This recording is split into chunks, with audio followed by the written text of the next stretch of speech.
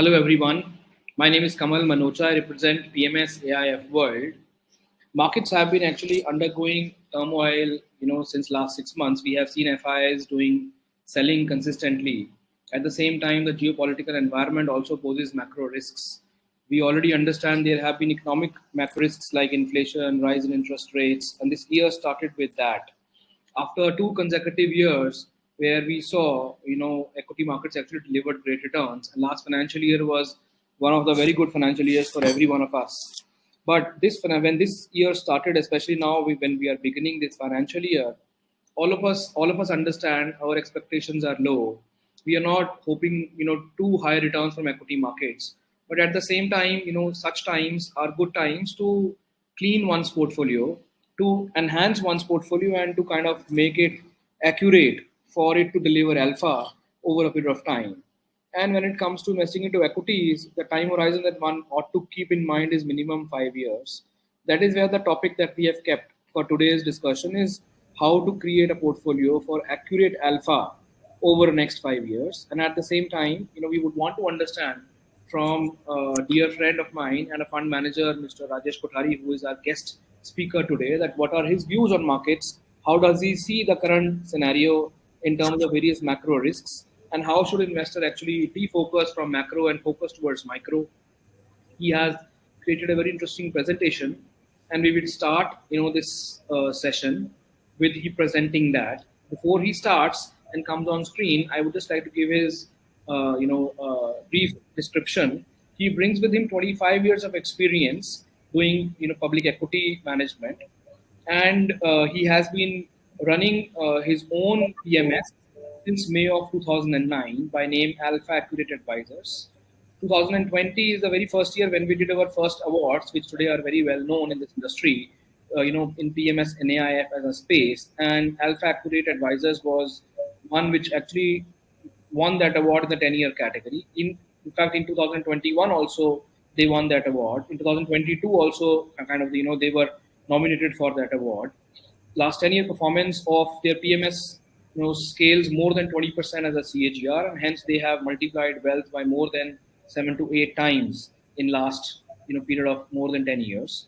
Before starting AlfAccurate Advisors, Mr. Rajesh Kothari was awarded a series of awards, and he was managing DSP Merrill Lynch Mutual Fund, which in those days was very well known asset management company. And throughout the period of his management over 5 years, the scheme was rated in quartile 1 as by CRISIL during those days. So the fund manager is very credible, very experienced, and I personally see his approach is very accurate, and that is exactly summed up by their business punchline, which is where they try to preserve capital and then create wealth. And that is exactly what all of us aspire for when we invest in equity, and that is where we call them AlfAccurate. Over to you, Rajesh. You can, I think, switch on your camera and we can start the session. Good. Thank you, Kamal. Thank you very much for giving us an opportunity for today's evening. And good evening, ladies and gentlemen. Kamal, thanks for your kind words for the introduction. And I must say that I'm into market since 1994, and in last 27 years, what has not changed is one thing, and that is volatility. It's always there. And there are different reasons, there are different events, but all these events ultimately leads to more and more volatility. In fact, it would have only increased in last 18, 20, 25 years. I remember in early 1990s, there was a Asia crisis. I remember in 1999, 2000, there was a Y2K. I remember in 2002 to 2006, 6 times Nifty corrected by 20%. Nifty corrected by 20% 6 times in that bull run. I clearly remember 2008, 2009 when Nifty corrected by 45 to 57% during that Lehman collapse. And of course, after that, 2011, 12, where again, the Fed rate hike related fear and the volatility. And of course, 2 years back, there was a pandemic, and 1.5 months back, there was a Russia-Ukraine war. So what is not new is the volatility. And that's where, let me start this presentation without taking much time, that how one should handle this volatility. I'll also try to address our views on few important factors right now: interest rate, inflation, war, impact on market. And lastly, we'll talk about how do we see the market from here on over medium to longer tenure.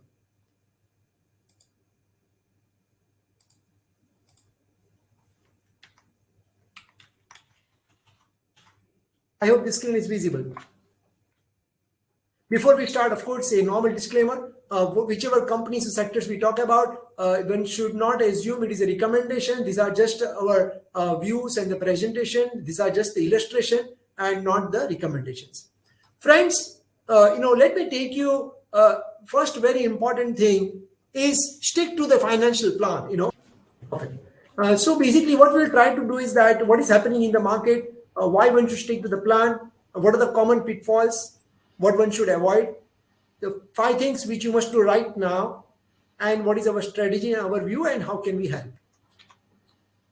Friends, there are 3 possible scenarios. Since Ukraine war is on top of everyone's mind, there are 3 possible scenarios. Early resolution, let's say within 3 months, everything gets over. No major impact on inflation, no major impact on interest rate, and therefore no major risk to the GDP. Scenario 2, late resolution, maybe it takes about 1 year or so. Inflation impact is a little bit higher, interest rate impact is a little bit higher, and GDP growth to some extent it is at risk. And scenario 3, not only late resolution, but it comes along with the energy crisis, multi-year issues, extremely high inflation, high interest rate, and significant negative GDP growth. These are the 3 scenarios.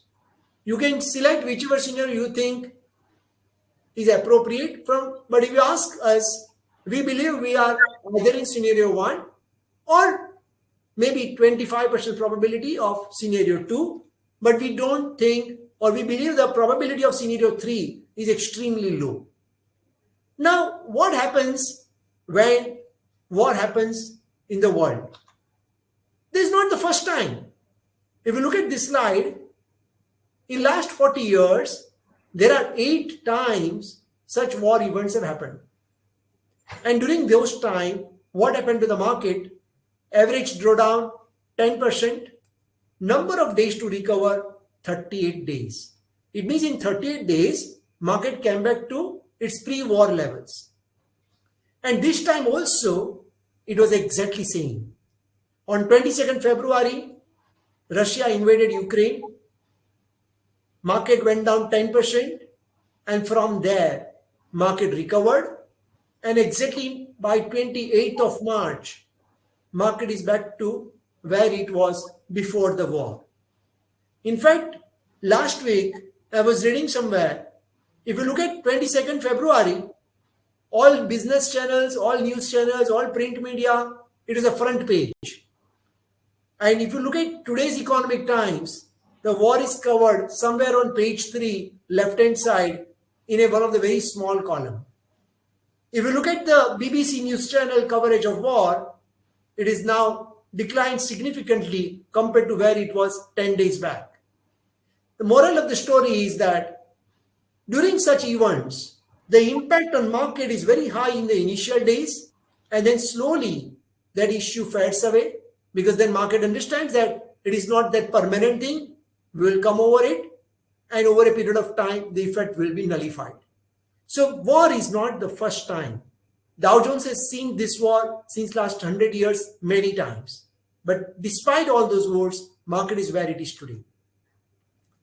Second important thing is how to avoid common pitfalls. The 3 important concerns for any investor. What if the inflation goes high? What if the Fed hikes the interest rates? And what if the volatility increases? Let me address each of these. First, let me talk about inflation. Friends, inflation is not bad. In fact, the moderate inflation is actually good for the economy. This is a slide where I plotted the corporate profit to GDP, that's a blue line, and inflation is a red line. If we look at 2003, inflation was 4%, slowly inched up to 6%, 7, and then 8, and then 9, and then 11. From 4% to 11%, when inflation went up, look at the early cycle and mid cycle, Nifty went up by 5 times in 5 years.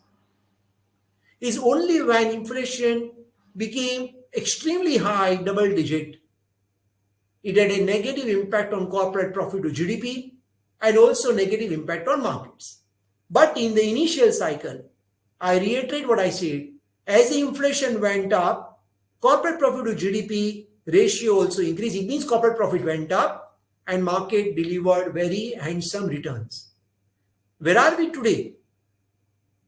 Inflation was at 3.5, made its bottom, started inching up slowly to 5.5. Corporate profit to GDP also started inching up from 1.6 to 2.6. So inflation is not bad. Of course, if inflation becomes unsustainably high, that's a danger for equity market, but we are far from that point. So don't worry about inflation as on now. Very important, this time inflation is not driven by increase in demand. It is driven more by supply shocks. It is not that there is no production.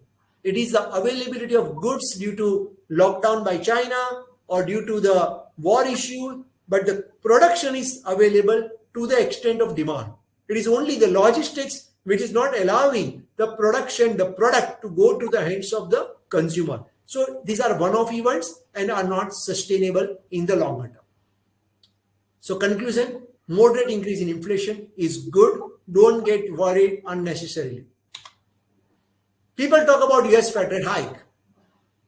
Let's see what happened when US actually does Fed rate hikes. In last 20 years, there were 2 times the Fed rate increase happened. 2004 to 2006 from, look at this line, 1% to 5%. Fed rate moved up from 1% to 5% and Nifty moved up by 95%. Let's look at second scenario, 2015 to 2018. This time also, Fed rate increased from 0% to 2.5. Nifty went up by 36%. So again, when people get worried about US Fed rate hike, don't forget that 0% interest is actually not healthy for any economy. If you look at last 80 years from 1950 till today, this is the zero date. It means the date of announcement. Since 1950 till today, this is the date of announcement. And let's see what happened to the market 3 months, 6 months, 12 months, 24 months after the Fed announcement. And you can see here that market went up. Whether you take 6 months period, whether you take 12 months period, whether you take 24 months period, market went up post the announcement. In fact, market is very smart that before the announcement, it was under correction mode, but after the announcement, it was on the higher mode. So probably the worst is over. Fed announcement, everybody knows. Everybody's written reports about 6 times increase in Fed rate in next 9 to 12 to 15 months. Last, volatility. What should I do for volatility? You can't skip it. Better you accept it. More importantly, treat volatility as your friend. Take advantage of volatility. Again, here I have plotted 30 years chart. Every year market went down. There is not a single year where market don't go down, except 1 or 2 years where it was a flat. Every year market went down. But despite the drawdowns, the red dots, which all are drawdowns, market gave a very healthy returns. So important is keep patience whenever market goes down, because ultimately in the medium term, market goes up. 5 things you can do right now. Take volatility to your advantage. Do not focus on day trading. Focus on the long term. 5 years is a time horizon which you should keep in mind when you are entering into equity market. Timing the market is more important rather than timing the market. Everybody wants to catch the bottom. Everybody wants to catch the top. but that's fool's paradise. Market never happens like that. It is only in hindsight you know that was the right time to buy or right time to sell. Invest consistently, very important. During bad time, don't stop. If you are making SIP or HTP options, I have seen investors stopping at times. They become very fearful. That never works. It never helps you to make long-term wealth. Invest consistently. And very important, consider a hands-off approach. Take the help of professionals if you think you are not competent enough, because markets are very dynamic and it requires a professional approach. I said timing the market is more important than timing the market, and I tell you why. If you look at last 10, 20, 30, 40 years, the investor who remain invested in last 12 years, 1 crore became 6 crores. If you have missed the 5 best days, सिर्फ आपने 5 best days miss कर दिया, means 12 साल में, 1 साल में 300 working day होते हैं, मोटा मोटी 200 वर्किंग डे पकड़ते हैं, 250 वर्किंग डे पकड़ते हैं. Only you remain absent on 5 days out of 3,000 days. Your returns came down by 40%. Instead of 6 crores, you made only 3 crores. If you have missed 10 days, 3.09. If you have missed 20 best days, you made only 118. And if you have missed 30 days, I'm talking about only 30 days, which is basically just 1%, you are negative. So can you time the market? Let's assume that you time the market while selling. But what if you don't do the second leg right, that you do not buy at the bottom? You are back to square. Or if you bought at the bottom, but you have not sold at the peak, again you are back to square. So what is important is remain invested. Timing the market is more important. This is very, very important slide. I'm repeating this number. Investor who missed 30 best days in last 12 years, 1 crore reduced by 18%.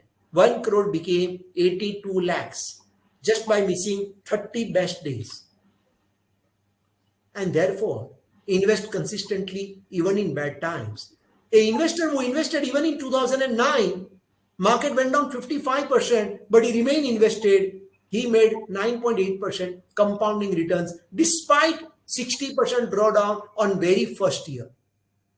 And that's a very important thing, that if you remain invested, even in bad times, market rewards you with a much better return than any other asset class. 15 times returns in 20 years. I'm sure everybody knows about this slide. 1 crore is becoming 15 crores despite all ups and downs. Let me come to now what is our view on the market and what are the sectors which we like. We believe that equity will continue to outperform. In a rising interest rate environment, debt market becomes very risky asset class. Equity is the only probably asset class which are the companies that have a pricing power to pass on the inflation to the consumer. And therefore, these companies who enjoy such pricing power, their stock price keep going up and it will exceed the inflation, and therefore it gives you better return. Second important thing is bottom-up approach. During COVID times, many investors, you buy A, B, C, Z stock, everything moved up. There is no difference between good and bad. I don't think that will continue. From here on, I expect that good quality companies will outperform significantly poor quality companies. And last but not least, active investment management. Just buying right is not sufficient. You need to sell right as well, because there is a constant change in data points. At times positive surprise, at times negative surprise. A sector which was a flavor last year may not remain flavor for the current year. The company which was good till 5 years back may not continue to remain good 5 years from 2022. So active investment management is something which is very, very critical. When it comes to alpha, how we generate alpha, we have a very simple but very effective investment approach called 3M approach: market size, market share, and margin of safety. Size is the opportunity. Bigger the opportunity, better it is. Market share, We buy only the leaders. We don't buy challengers. Big companies are becoming bigger, and margin of safety is nothing but the valuation. But protection of capital is something which is more important rather than wealth creation. And risk of governance, risk of technology, and risk of business cycle can be reduced only by diversification. I'm sure many of you are aware that India's largest pharmaceutical company and one US FDA import alert, stock goes down 40%. India's largest textile company and client says that cotton what you have supplied is not Egyptian cotton, stock goes down 40%. In India's largest software company, there were difference of opinions between promoters and CEO. In India's most respected corporate house, there is an allegation by the ex-CEO that you have an inflated revenue of 110,000 crores. And there are many more such examples. Even Berkshire Hathaway company, Wells Fargo, has a penalized because of mis-selling scam under Mr. Warren Buffett. He is on the board of the company, and despite that this has happened. So can you guarantee governance? I don't think so. Can you predict such governance? I don't think so. When it comes to technology, I'm sure many of you have used BlackBerry and Nokia during last 10, 20 years. They were blue chip companies. Today they are bankrupt companies. Can you predict the change of technology? You may not.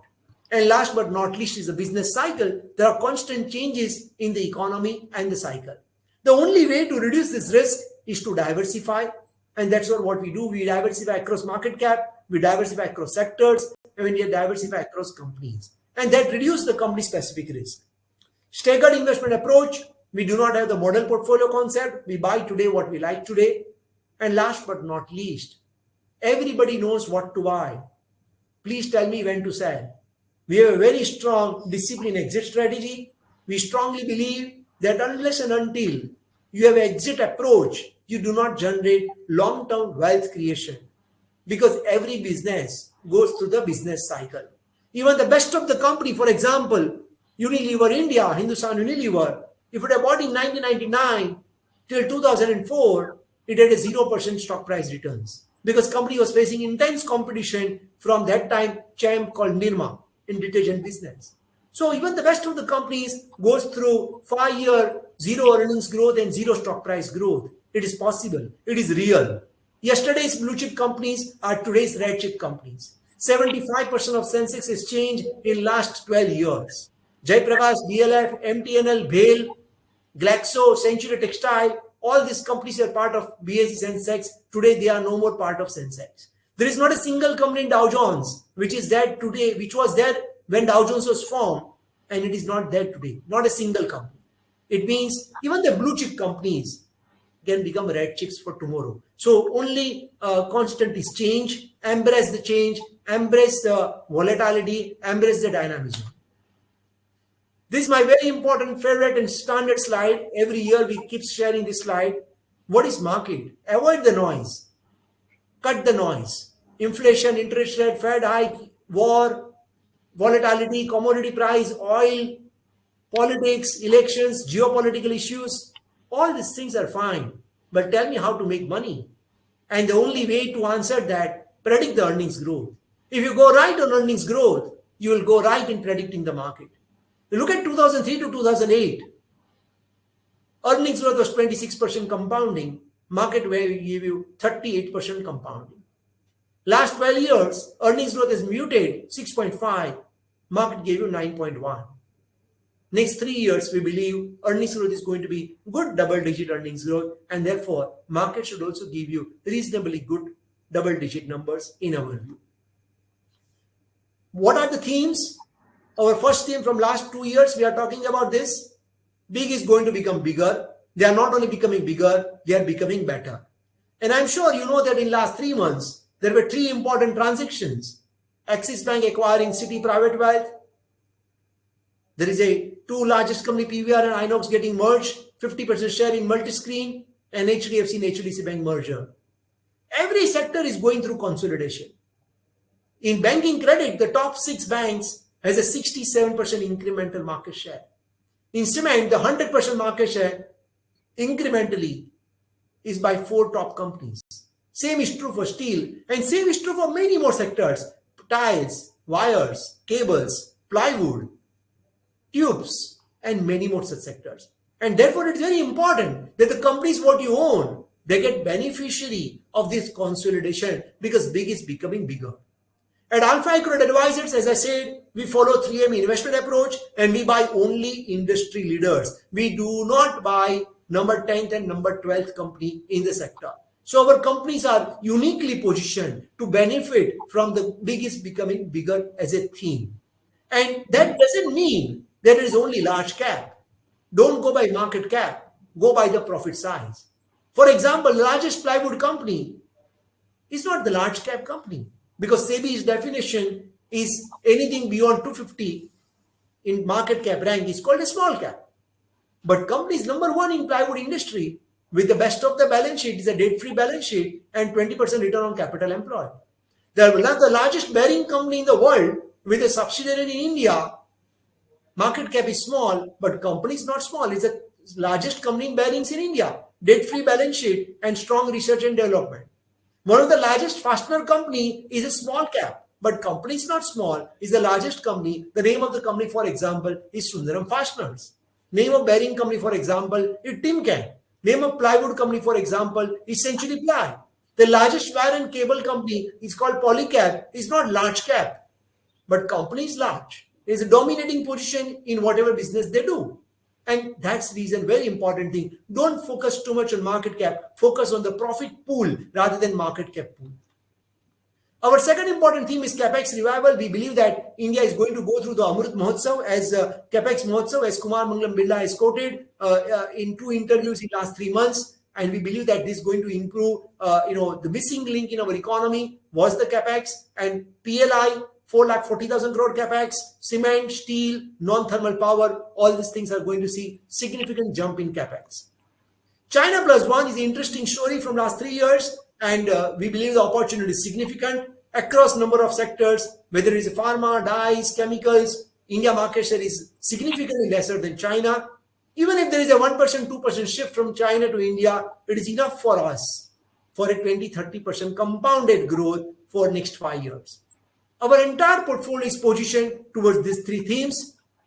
As you are aware, specialty chemical is one of the themes which we identified early, about almost 4 years back. Continue to remain bullish on this theme. We hold 9 to 10% in specialty chemical. In consumer space, we hold 17%. But in this space, we do not own any defensives. We own discretionary. We are very bullish on real estate, but we don't buy real estate companies due to balance sheet or governance issues. But we have a strong companies which are proxy to real estate, like Century Ply, Polycab, APL Apollo Tubes, and companies like that. Banking and finance, we continue to hold about 27% in banking and finance, and we own a mix of NBFC companies like Bajaj Finance and Cholamandalam, which are at the forefront of technology. Within banks, companies like ICICI Bank and Axis Bank, which are also at the forefront of technology. And of course, largest NBFC company, HDFC and HDFC Bank. Software, we hold about 12% of the portfolio, and we a little bit reduce our exposure further in software because we believe that probably the best of the days are behind us. So that's overall in terms of how our portfolio looks like. Capital goods is one thing which we like very much from last few quarters. Again, we were early identifier of this theme, and we hold about 11% into capital goods. But unlike 2003 to 2010, when everybody talked about Capex means irrigation, Capex means power, Capex means EPC, we think this time it is going to be different. This time it is going to be data center. This time it is going to be renewable. This time it is going to be smart grid. This time is going to be the technology as the mode and not the execution as our mode. So our entire portfolio consists of companies where the R&D is a number 1 mode for entire capital goods companies. Most of these companies, they're the low-cost, globally competitive operations, and they are large exporters to their parent companies or to the other markets. That's our mix of capital goods. So that's broadly our sectoral allocation from current levels. In nutshell, if you talk about our flagship plan, Triple India Opportunity PMS plan, it's a true multi-cap, 50% kind of a large cap, 25% mid-cap, 18-20% small cap. but all our companies are large when it comes to profit size. They are not small companies like Team Kane or Sundaram Fastener or Century Ply. They all are large companies when it comes to profit size. They all have a very strong balance sheet with a more than 78% companies have a zero debt. Only few companies have very negligible debt. So lean balance sheet, large profit, and of course, all these companies are market leaders. I talked about earnings growth. It is very, very important. Portfolio must have a strong earnings growth. If there is no earnings growth, company might be best, but it will deliver you 0% returns. So portfolio earnings growth is 21% with a very strong return on net worth. These are performance of last 12 years, about 19% compounding returns compared to benchmark returns of about 12%. And so that's it from my side. And happy to answer any of your questions. Just to conclude, I strongly believe that from here on, the earnings growth of the market is going to, improve. A number of factors are going to work out in favor of corporate India. The corporate India has deleveraged its balance sheet. Balance sheet has become much lighter. The lender's balance sheet is also lighter, which is a very good combination. Government is taking all the efforts for PLI scheme, for China Plus One. So Capex is going to improve from here on. The combination of the low leverage balance sheet of borrower, low leverage balance sheet of lender, and the government efforts to push the Capex, along with the world looking at India apart from China for sourcing, that's the best combination what one can have. Yes, there are risk factors. There is no free lunch. Commodity prices are going high, which is not good for India. But will it sustain in the long term? I don't think so, because the underlying world demand growth is not so very high. So moderate inflation, we are not too much worried. Fed rate hikes, we are not too much worried. Important is stay focused on quality, number one, and earnings growth, number two. I have seen many speakers, many fund managers, and public at large, they talk about good quality. Of course, it is a must, but don't forget, the good quality should be accompanied by good earnings growth. Company might be great, but if earnings growth is zero, you will not make any returns in the long term. Stay away from insider kind of a tips kind of a thing. Stay away from the short-term thing. Remain cool, remain calm, stay long-term invested. Don't change your financial goals looking at headlines of the market, because today's headline will not be tomorrow's headline. It will change. Correct? Surely it will change. And you can write down your thoughts during such volatility. And maybe when you open your diary after 3 years, you will laugh at what you have written 3 years back. And probably you can also learn that how not to make mistakes and what are the things which you should stick on while drawing your financial plan. So I think the markets looks reasonable. Valuations are not very expensive. From the medium to long-term perspective, I think the Indian equity market can deliver good double-digit returns, significantly outperforming most other asset classes like fixed income, gold, or real estate. Considering the rates of fixed deposits where they are, even if the market gives you 10, 11, 12% compounding returns, I think that definitely looks good. At AlfAccurate Advisors, we try to identify the companies which can grow higher than the underlying economic growth. So if our companies are growing by 14, 15, 18, 20, 25% compounding in terms of earnings growth, even if one assumes little bit price to earning valuation compression, they are rightly positioned to gain market share. They are rightly positioned to further improve the earnings growth, and they are rightly positioned to becoming big is going to become bigger. And that's the strategy what we follow. And it is that strategy which has helped us to deliver close to 20% compounding returns in last 12 years. And importantly, with a good diversification, so superior risk-adjusted returns. So with that, we'll open it for Q&A. I'm really thankful to PMS AIF for giving us an opportunity. And thank you everyone for sparing your valuable time. Thank you, Rajesh. I think it was very intuitive presentation. We have covered almost all the factors that come to any investor's mind today. One question, that every investor asks us for a product like yours, which is a boutique PMS. How much skin in the game that you have in your PMS, if you were to ask this question First, if you can answer this, then I will ask you a subsequent question. Well, we have 100% skin in the game because, at AlfAccurate Advisors, we are only into one business. There is no conflict of interest. We are not into broking. We are not into wealth management. We are not into taxation. We are not into accounting. We are not into any other business. We basically have only one business, investment management. I started this company in 2009, and my net worth, company also needs money to grow. Apart from investment into our PMS plans, we also have of course, good investment into my own company to grow to these levels. So 100% skin in the game. Number one, client-centric business model.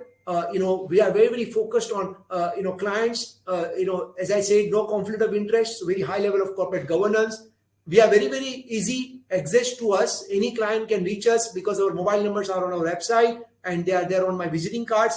Very important, because at the end of the day, we are managing someone's hard-earned money. We are trustee of investors' money. So protect capital, create wealth is what the long-term thesis, what we believe to generate the wealth.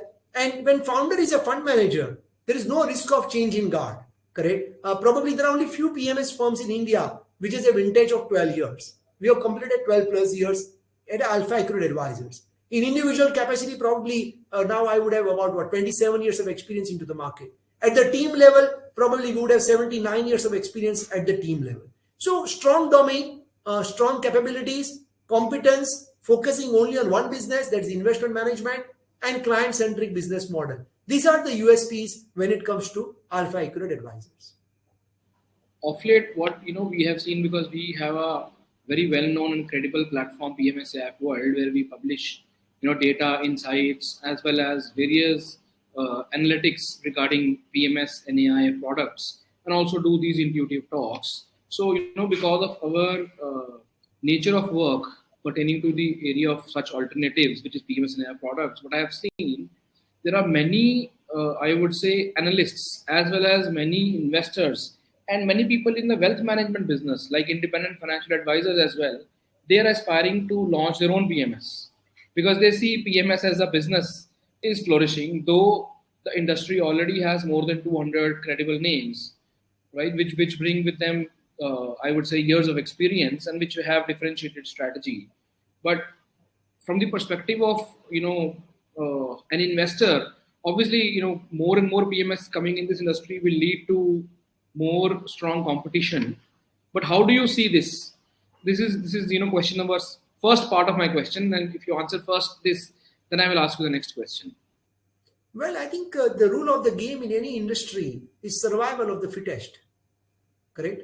But unlike many industries, for example, if it is a biscuit industry, and as a consumer, for example, you may try out, you are not brand loyal, am I right? Today you may use Britannia, tomorrow you can switch from Britannia to Cremica or to Parle-G also. That's okay. If you are using a sabun, instead of Lux, you can do Lifebuoy. Instead of Lifebuoy, you can buy even Godrej Synthol. And if you don't like it, it is 10 rupee soap or 20 rupee soap, and you throw it away, and okay, that's okay. I mean, you can switch brand loyalty frequently when it comes to consumer kind of industry. But there are industries which are very sticky industry. There are industries where it requires trust, correct? It requires competence, it requires trust, it requires experience. And fortunately or unfortunately, there are no shortcuts to this. It's like, for example, health. How many doctors we have? Probably every nukkad of every gully in India would have one MBBS doctor. But you don't go everywhere. You go where? First, when you know that he has an experience. Very important. Competence. Very important. Track record. Competence means track record. Number one. Number two, not only competence, but it is also reliable. Just not competence is not enough. He should be reliable. Whatever he says is unbiased. He is ethical. Correct? If a doctor is unethical, even if he is competent, you will not go to that. Conflict of interest is very important. Are you doing multiple business or are you doing one business? Very important. Correct? Third, he should be available to you. Doctor might be great, but if he's in San Francisco doing some Harvard University operations of there, he's not available to you as a family doctor.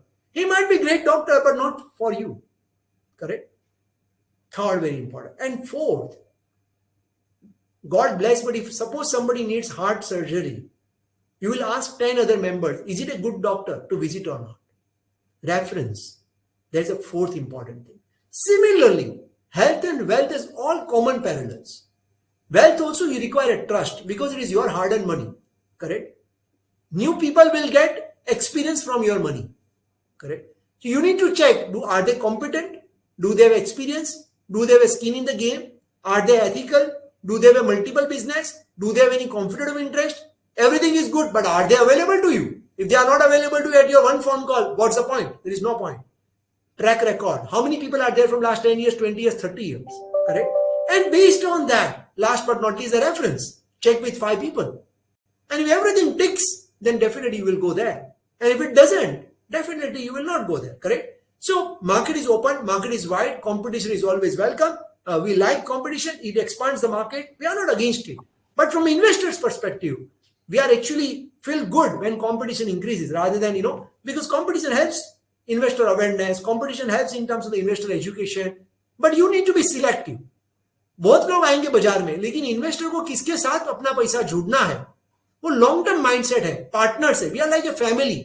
Today we have, for example, 700 plus clients. They all are like our extended family, They not only call us for PMS, but they call us for many other things. At times for the careers of their children. At times for if they want to send their son to US, they actually ask that what they should do.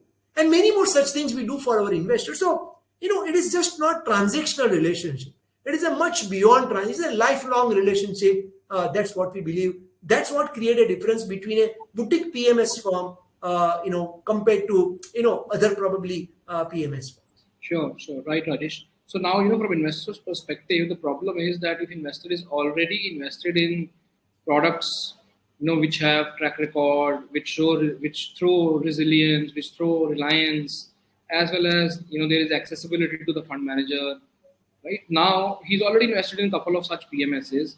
He has more crores to be invested. He should deploy money in, existing ones, or he should select the new one. How should this decision be taken by that investor?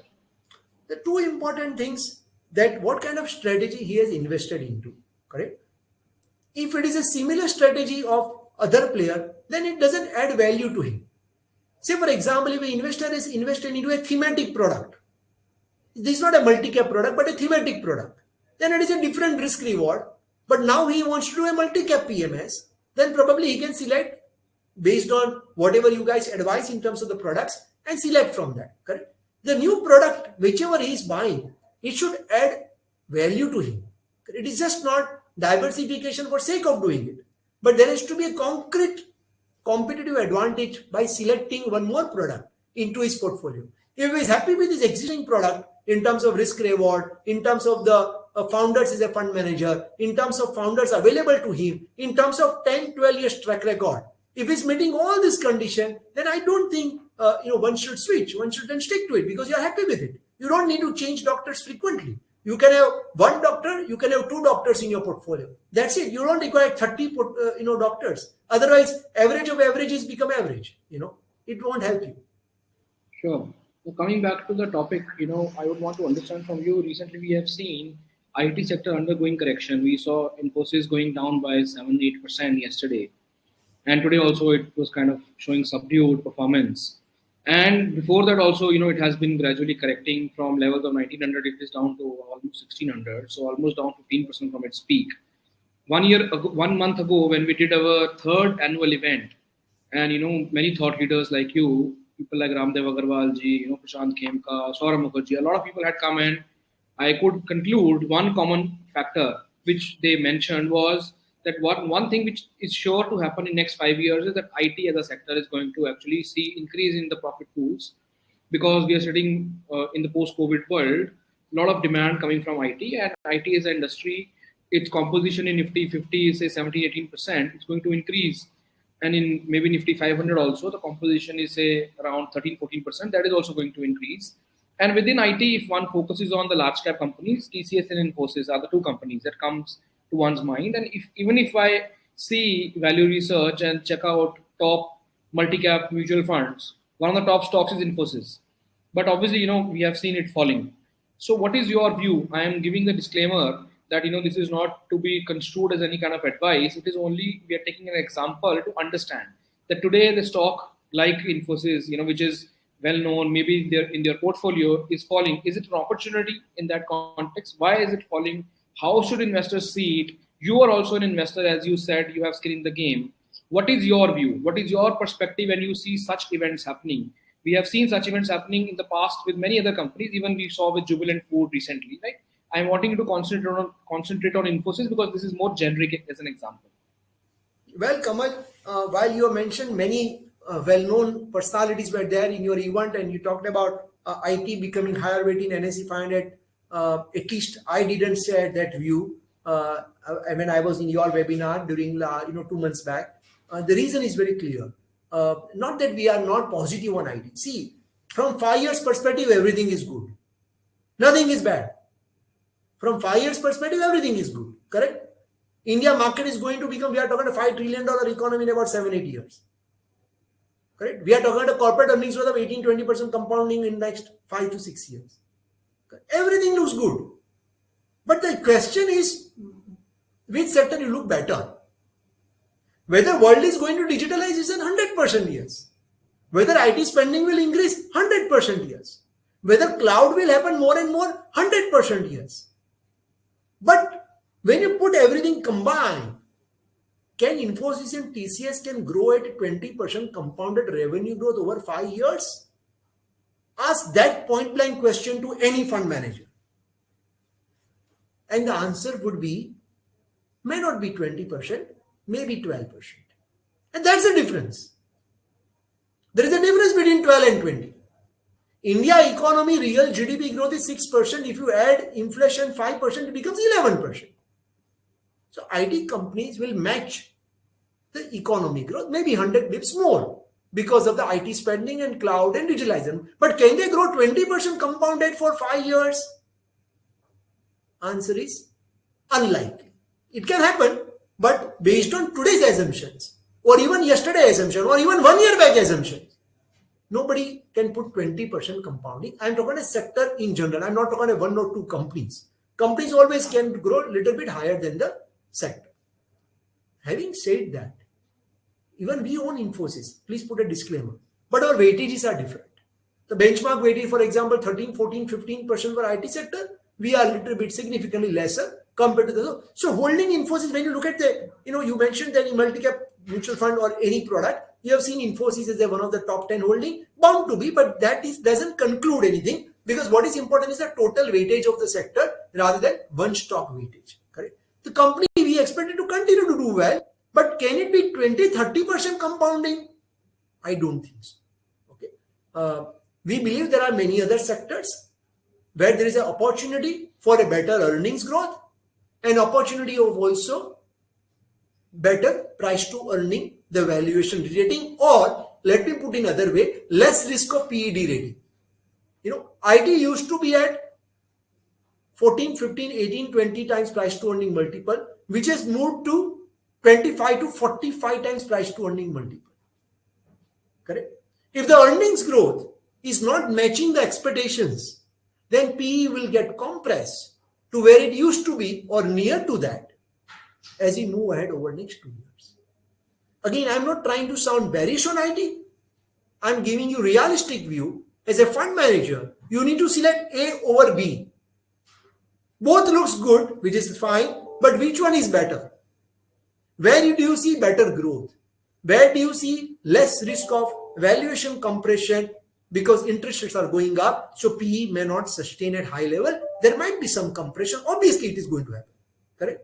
And then you make a construction. That's the reason why, if you look at our portfolio, it is a 50 stocks portfolio, very balanced portfolio. We are not extreme in any sector. If currency goes up, we are okay. If currency goes down, we are okay. We have exporters also, we have importers also, we have IT also, we have a defensive also, we have a consumer discretionary also, we have a cyclicals also, we have a banking also.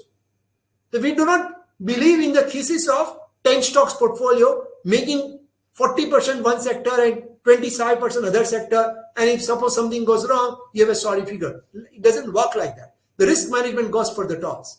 And despite such 50 stocks, still our performance, and as you rightly mentioned, we got award, thanks to PMS AIF for recognizing us that we are the top performer when it comes to risk-adjusted returns. So that's a portfolio construction.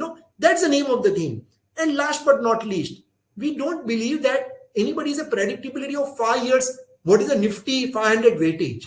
That's all guesstimate. And let's not do guesstimate sitting here.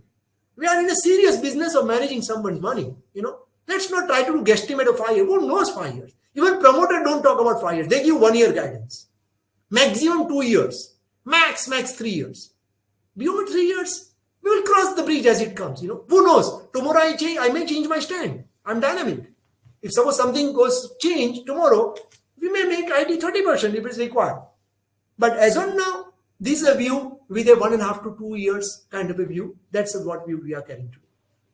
So when you anticipate that over next 1 year we will see massive rise in corporate earnings, which you kind of mentioned, obviously the number is going to be higher than nominal GDP of 11%.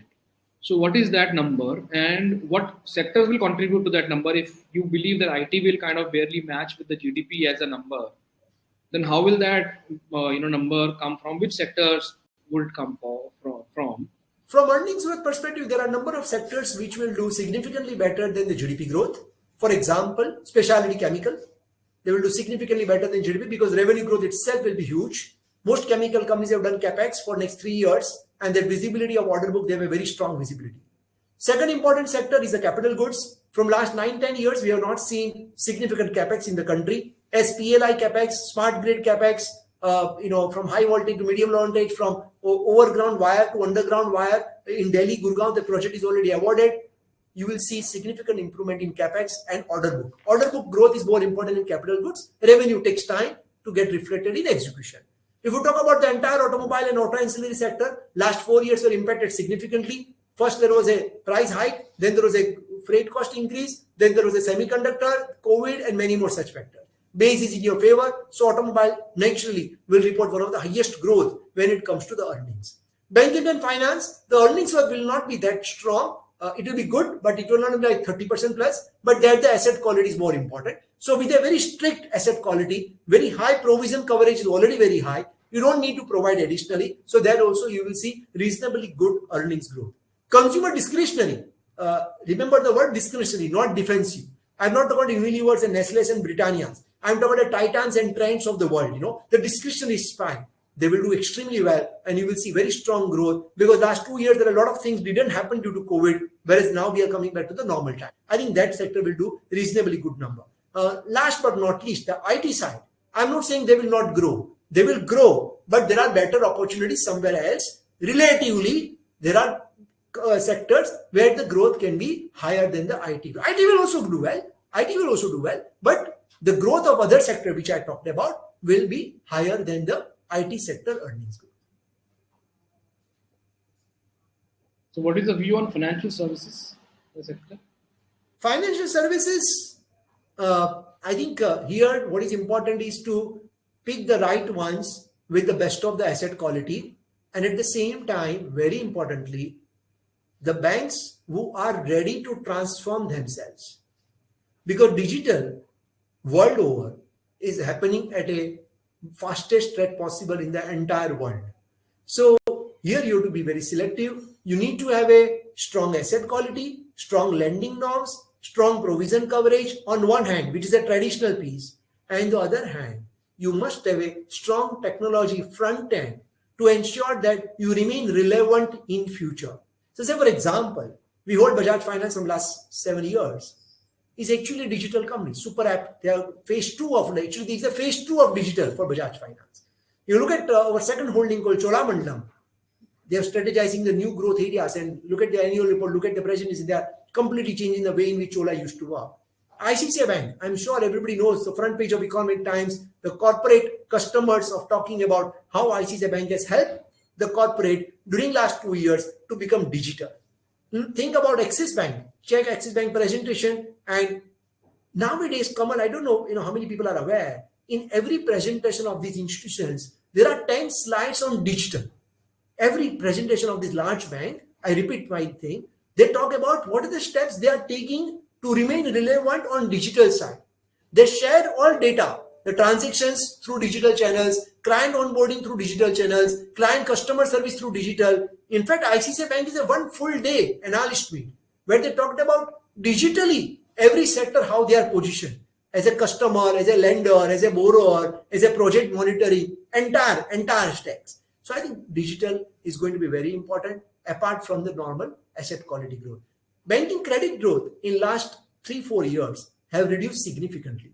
Earlier it used to be 10, 11, 12%. Right now it is 7 to 8%. We expect as the country do well, this 8% will become 11%. Number one, the credit cost will decline. The gross NPA will decline. The provision coverage, we are already at very high. So that cost will also decline. Combination of these two will result into good operating profit growth for the banking industry. On top of it, there is a digitalization layer which will improve the underlying efficiency. And that's the reason why we are reasonably positive on overall banking sector in general. So this is the last question, Rajesh. You're putting yourself into investors' shoes, given that market environment looks to be volatile, and as you said, make volatility your friend. Should one do lump sum investment or should one do staggered investment, assuming your PMS? I'm sure you offer both staggered as well as lump sum investment as an approach. But if you are to select your own PMS, putting yourself in investor's shoe, what do you advise? And kindly provide a rationale as well, given the 2022 as a year. Perfect. So basically, what we do is that unlike most other PMS firms, we do not follow one day full investment. We do not deploy your money fully. So say for example, you are an investor and you are giving entire sum right now. Although you have an option of STP, SIP, you are giving, say for example, 1 crore today itself. That doesn't mean we will invest 1 crore day one. We do not follow the model portfolio. We do our investment over a period of time. It takes 30, 40, 60, 90 days to invest your money, depending upon our own views on the market. Okay. So for example, investor who came today, we are deploying roughly 85% today. This number is dynamic. It may change tomorrow. Okay. I'm saying as on basis, considering some correction in market has already happened, we believe that 80 to 90% one can deploy today. Tomorrow, it can be a different thing. Okay.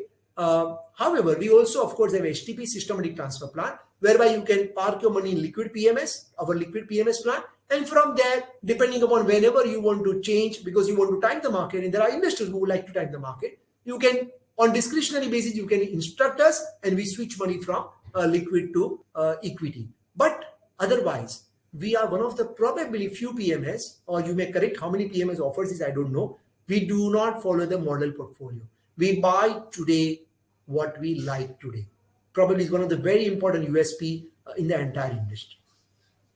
Right, Rajesh, I really understand that. And I also get, what you imply by saying that you're today invested 85% in the sense that if anybody is looking to do staggered or lump sum, your hint is that one should ideally go for maybe a lump sum, but it depends upon investors' risk appetite, because obviously near-term future nobody can predict. Absolutely. Thank you so much for your time. I think we have covered everything important that investor would want to understand before evaluating investing in the current context and investing in your portfolio. Thank you so much for your time, and thank you everyone for logging in. We have given you a book a call link to our platform.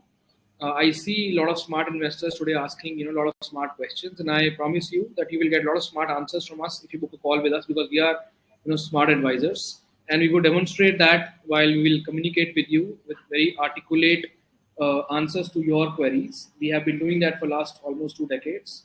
You're more than welcome to kind of book calls with us. Thank you for joining us today. Thank you, Rajesh. Thank you. Thank you, Kamal. Thank you, friends. Bye-bye.